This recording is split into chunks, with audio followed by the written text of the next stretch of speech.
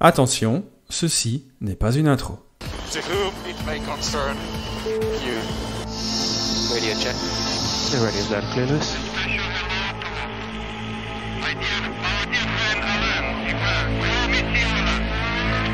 It's lights out and away we go, and it's Max Verstappen against Lewis Hamilton. Ça n'arrête pas de rebondir, c'est And Hamilton's onto the grass, and Hamilton's had a massive crash, and he's crashed into his teammate. C'est qui ça?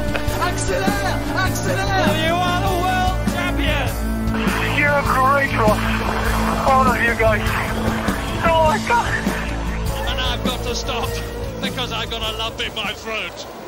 Débutons ce tour de l'actu par le gros dossier de la semaine, à savoir l'affaire des budgets capés qui auraient été dépassés par Aston Martin, mais surtout par Red Bull.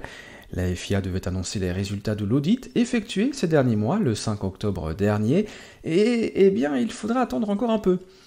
La fédération indique en effet que l'analyse des données est un processus long et complexe qui est toujours en cours et sera terminé le lundi 10 octobre pour permettre la publication des certificats. Wait and see donc, et avec une certaine impatience puisque le sujet n'a pas manqué de faire réagir le paddock.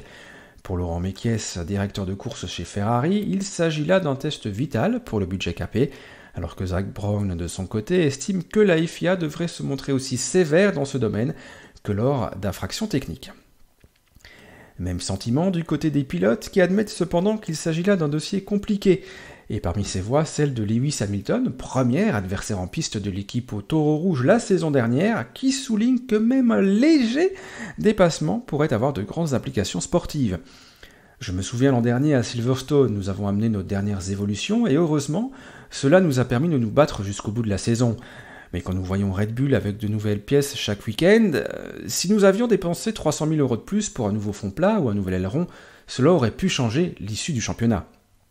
Si on devrait donc en savoir plus lundi prochain, nul doute que cette affaire n'a pas fini de faire parler. Cette semaine et en marge du Grand Prix du Japon, on a également appris le retour de Honda chez Red Bull. Enfin, plutôt le retour des logos sur les monoplaces des équipes Red Bull et AlphaTauri, symbole d'un renforcement des relations entre les différentes entités, puisque d'après les dires de Max Verstappen, Honda n'est jamais vraiment parti. C'est en 2020 que Honda a annoncé son départ de la Formule 1 après des années de galère avec McLaren et une association avec Red Bull qui semblait pourtant commencer à porter ses fruits. En 2021, la Red Bull de Max Verstappen, toujours flanquée du logo de la marque Nippon, remportait d'ailleurs le titre pilote. Pour 2022, Honda a été remplacé par HRC, Honda Racing Corporation, mais continuait de soutenir les équipes Red Bull alors qu'Hamilton Keynes se poursuivait la mise en place de la structure Red Bull Powertrains. A noter que le départ de Honda avait été à l'origine de l'actuel gel des moteurs, Red Bull se retrouvant bien dépourvu sans motoriste officiel et dans l'incapacité de construire sa propre unité de puissance. On se souvient que l'édition 2022 du Grand Prix d'Arabie Saoudite avait été pour le moins mouvementée en dehors de la piste. Une allumette! Une allumette! Les autorités du pays ont tenu à rassurer le petit monde de la F1 pour l'édition 2023 en discutant ouvertement avec les pilotes, entre autres. Les organisateurs ont également prévu de modifier certaines zones du tracé afin d'améliorer la visibilité, sujet qui avait également été soulevé par de nombreux pilotes plus tôt cette saison.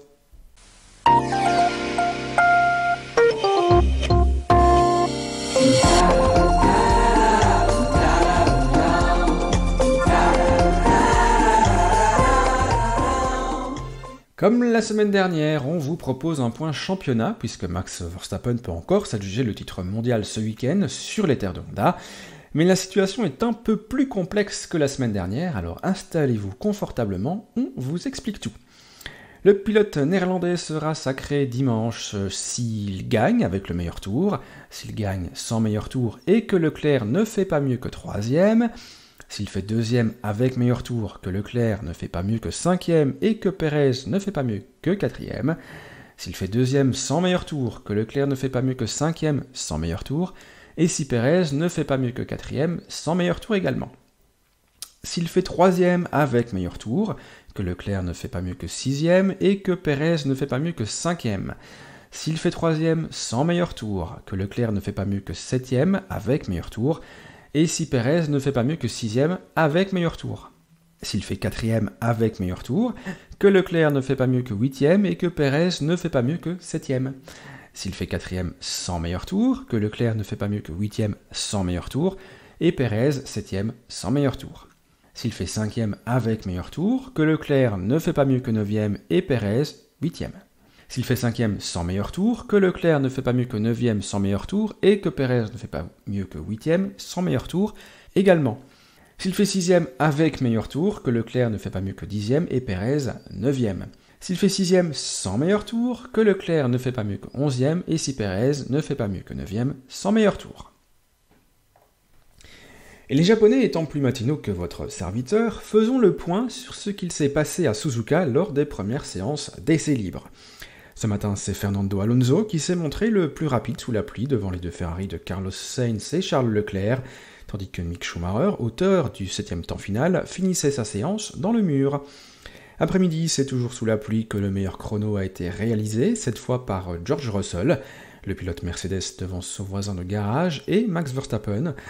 Plus rapide lors de la séance 1, Alonso est 7ème, confirmant la bonne forme d'Alpine dans ces conditions. Et voilà, c'en est terminé pour ce tour de l'actualité F1 des derniers jours. Rendez-vous dans 2 semaines, juste avant le Grand Prix des États-Unis. Et d'ici là, que le meilleur gagne, et comme le dit si souvent Gaëtan, Bonne fin de journée et à très très vite. Salut, au revoir.